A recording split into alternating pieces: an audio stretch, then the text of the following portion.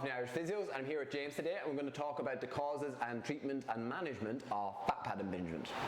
Yeah, so fat pad impingement typically occurs underneath the kneecap in a U shape. It can be confused with a couple of other injuries such as patellar tendonitis, patellofemoral joint dysfunction. Sometimes patellofemoral joint dysfunction comes hand in hand with knee fat pad impingement. Also, sometimes patellar tendonitis comes hand in hand with knee fat pad impingement, so it can be a really tricky condition to diagnose and a tricky condition to treat. In terms of your symptoms, it's normally a burning sensation that you get when you're standing or if you kneel on it, and just think about it, it's all normally in compressive positions. When we're looking at causes to what causes fat pad impingement, in clinic we'd be looking at like a history of maybe some biomechanical overload where someone increases their running or increases their walking, and that increases the load going through that knee.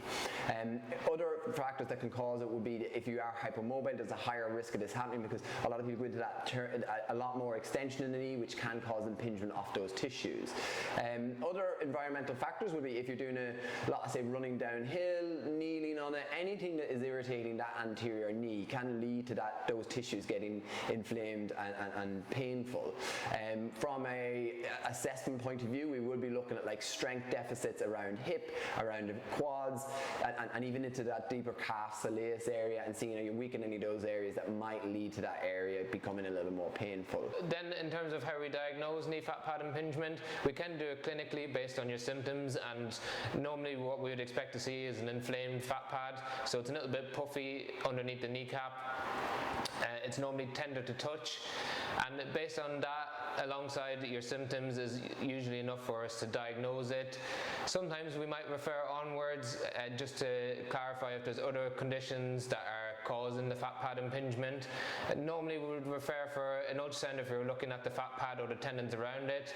If we think there might be some involvement from the patellofemoral joint or from the surrounding structures such as the cartilage of the knee, we might refer for an MRI. That will give us a full picture around the ligaments, soft tissue and of the articular structures of the knee.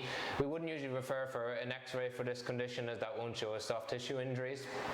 And once we have a complete diagnosis, we can begin our treatment from there.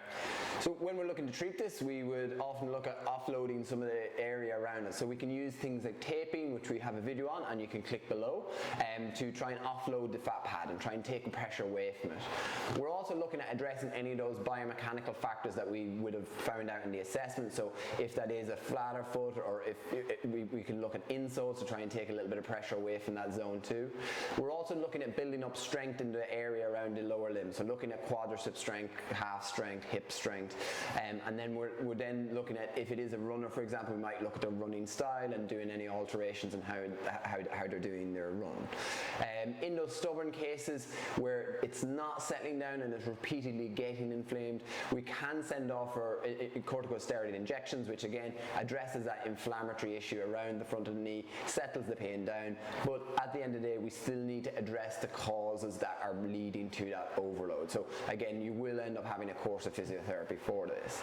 We have a video below that also has some exercises which are very simple to start off with if you are suffering from a fat pad impingement. Yeah, and just a couple of short-term measures that you can do for pain relief is just simply applying ice on the fat pad in the evenings. It can really help calm things down and normalize your gait. Sometimes people get into a vicious cycle of having too much pain, altering how they move, and they can pick up secondary injuries. But otherwise, as John said, it's typically a strengthening program looking for deficits that gets it better. So if you have any questions, just drop them in the comments below and try out some of those exercises and let us know if they have improved your fat pad impingement.